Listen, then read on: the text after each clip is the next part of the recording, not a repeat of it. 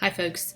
I have read your discussion boards from week 2 and provided you feedback in your assigned rubric that goes along with your discussion board.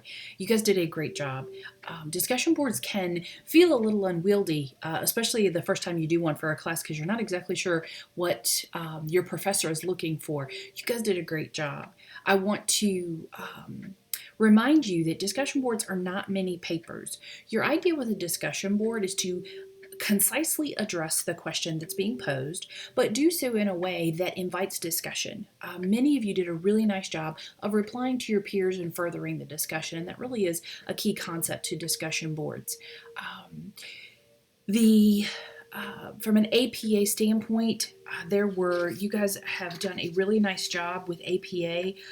The one thing that I kept noticing, and this kind of comes and goes depending on the class I'm teaching, is several of you have included the ISBN number with a book reference. I strongly suspect that what is happening is you're copying the reference that is provided to you in your course syllabus and you're placing it in the bottom within your reference list. I want to remind you, and you may not know this, the ISBN number is not part of an APA reference.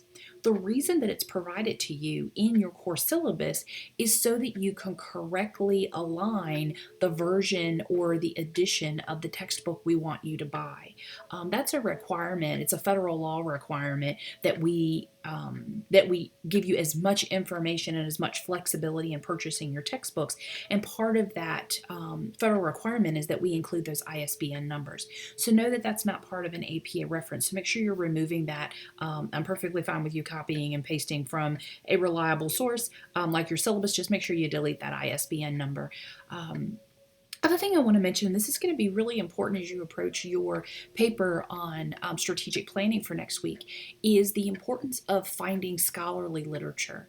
It's important for you to first and foremost know the resources that you're looking through, that you're using peer-reviewed scholarly work that's within the past 5 years, that you're doing literature searches that are specific to the topic that you're dealing with.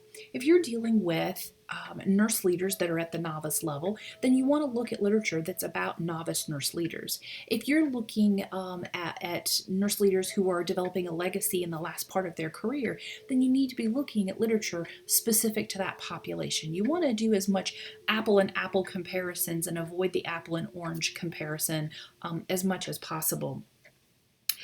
The concept of the discussion board with really looking at the ethical concerns within the scenario. One of the things that I want to remind you about ethical concerns, especially when we're in the hospital-based environment, is so often that we forget the power of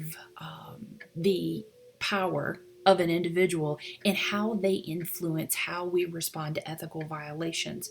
Often when we feel bold, when we feel like we're in charge of the situation, we're more than willing to deal with unethical behavior or unprofessional behavior.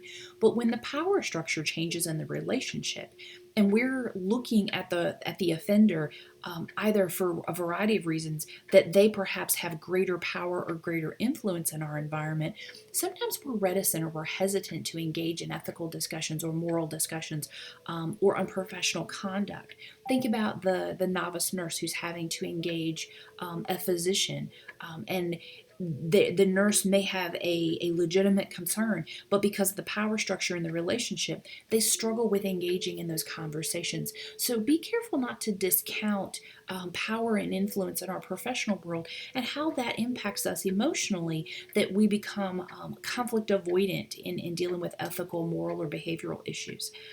In the discussion board, I think Shannon, your classmate, wins the award for the most people responding to a post. So well done there. I wish I could hand out badges, but unfortunately they didn't give me any of those in my teacher kit. Okay, briefly, let's talk about next week. Again, I want to remind you about scholarly sources.